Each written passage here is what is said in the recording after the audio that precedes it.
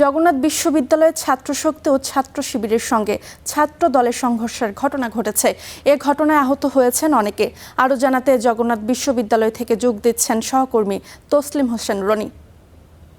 রনি, জগন্নাথ বিশ্ববিদ্যালয় সংঘর্ষের পরে সেখানে কি অবস্থা এখন আমাদের জানাবে।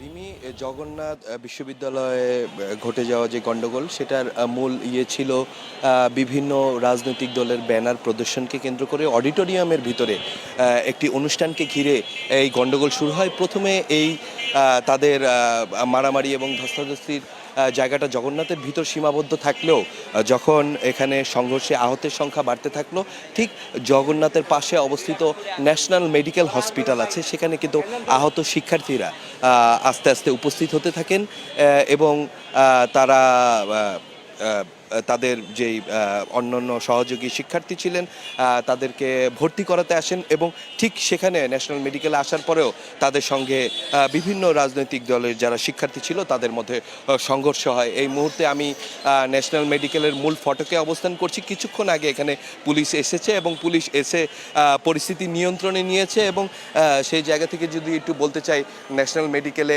এই জগন্নাথের শিক্ষার্থীরা আসার পরে যেরকম পরিস্থিতি তৈরি হয়েছিল, এখানে প্রচুর ইট পাটকেল নিক্ষেপ হয়েছে।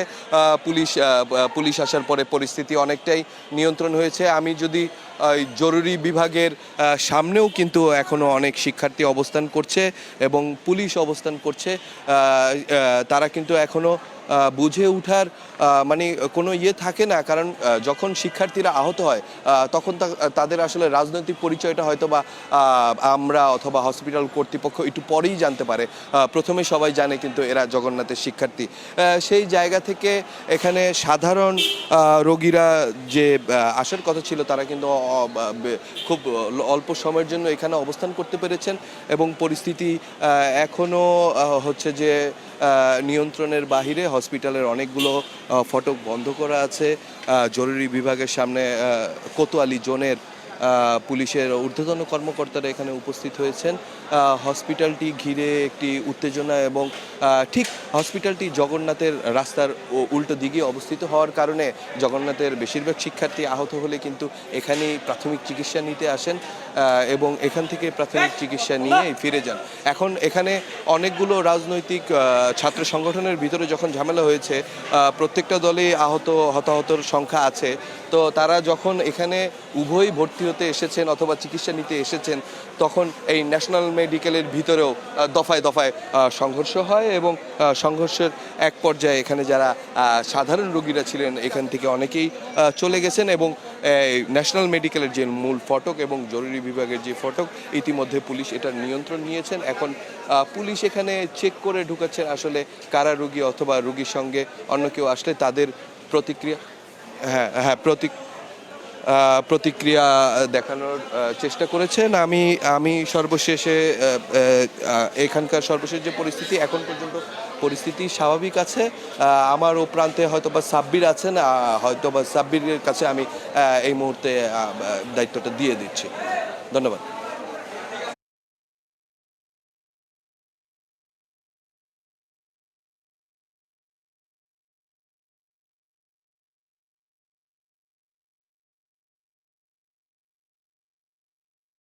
রনি, আসলে এই মুহূর্তে ঢাকা কলেজের সামনে ছাত্র দলের যে নেতাকর্মীরা রয়েছে তারা অবস্থান করছেন এবং তাদের হাতে লাঠিসোঁটা রয়েছে। আসলে ছাত্রদল এবং ছাত্র শিবিরের মধ্যে সংঘর্ষের ঘটনা ঘটেছে এবং দুপক্ষের মধ্যে ধাওয়া পাল্টা ধাওয়ার ঘটনা ঘটেছে এবং সে কারণেই মূলত আসলে ক্যাম্পাসে এই মুহূর্তে কিছুটা উত্তেজনা বিরাজ করছে এবং ক্যাম্পাসের আশপাশে বিপুল সংখ্যক পুলিশ সদস্য মোতায়েন রয়েছে। আসলে কী কারণে এই ঘটনার সূত্রপাত, কেন এই মারামারি, কেন এই সংঘর্ষ, এটি নিয়ে দুপক্ষেরই পাল্টাপাল্টি বক্তব্য রয়েছে। আমরা এখানকার যে শিবিরের যিনি নেতা রয়েছেন রাব্বি, তার সঙ্গে আমরা কথা বলেছি। তিনি আমাদেরকে যেটি জানিয়েছেন যে আজকে শিবিরের জুলাইয়ের একটি অনুষ্ঠান ছিল, সেই অনুষ্ঠানকে কেন্দ্র করে তাদের যে নেতা কর্মীরা বা দলীয় কর্মীরা রয়েছে, সমর্থকরা রয়েছে, তারা একটি ব্যানার লাগাচ্ছিল। সেই ব্যানার লাগানোর সময় অতর্কিতভাবে বিনা উস্কানিতে ছাত্রদলের নেতাকর্মীরা তাদের উপর গিয়ে হামলা চালিয়েছে এবং হামলা চালানোর পর তাদের বেশ কয়েকজন আহত হয়েছে এবং সেই আহত হওয়ার পরই আসলে তাদের উপরে এইভাবে পর্যায়ক্রমে যাকে যেখানে পাওয়া গেছে শিবিরের নেতাকর্মীদেরকে তাকে সেখানে আসলে মারধর করা হয়েছে। পক্ষান্তরে ঢাকা ছাত্রদলের যে নেতাকর্মীরা যারা রয়েছেন তাদের যে বক্তব্য সেটি হচ্ছে যে তাদের নেতাকর্মীদেরকে বিনা উস্কানিতে তাদের একটি অনুষ্ঠান ছিল, আজকে একটি বর্ধিত সভা ছিল, সেই বর্ধিত সভাকে কেন্দ্র করে তাদের নেতাকর্মীরা দলীয় ব্যানার লাগাচ্ছিল, ঠিক সে সময় আসলে অতর্কিত হামলা চালানো হয়েছে। তারপর থেকে আসলে এই মারামারির সূত্রপাত এবং এই মুহূর্তে ছাত্রদলের যে নেতাকর্মীরা রয়েছে তারা কলেজ প্রাঙ্গণের যে মূল ফটক সেই ফটকের সামনে লাঠিসোঁটা নিয়ে অবস্থান করছে। আমাদের সঙ্গে ঢাকা কলেজের যিনি সদস্য সচিব রয়েছেন তার সঙ্গে আমরা একটু কথা বলতে চাই। ঠিক আসলে আপনাদের সঙ্গে এই সংঘর্ষের কারণটা কি? এর আগেও তো ঢাকা কলেজে এই ধরনের কোনো ঘটনা ঘটেনি, এই প্রথমবারের মতো ৫ আগস্টের পরে এই ঘটনা।